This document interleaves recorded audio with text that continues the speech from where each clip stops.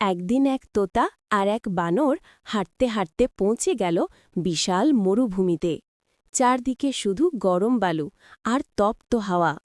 দুজনে ক্লান্ত হয়ে পড়ল, পানি পর্যন্ত নেই।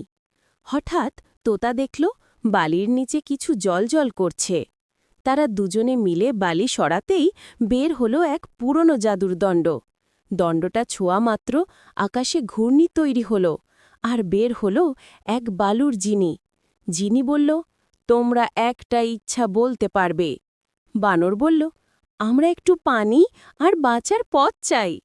জিনি হাত নাড়তেই মরুভূমির মাঝে তৈরি হলো একটি ছোট্ট ওয়েসিস। স্বচ্ছ পানি, সবুজ গাছ, ঠান্ডা ছায়া।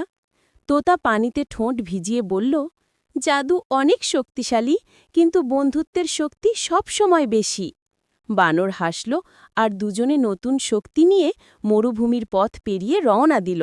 শেষে দুজনে কাঁদতে লাগল, কারণ কেউ লাইক সাবস্ক্রাইব করে না।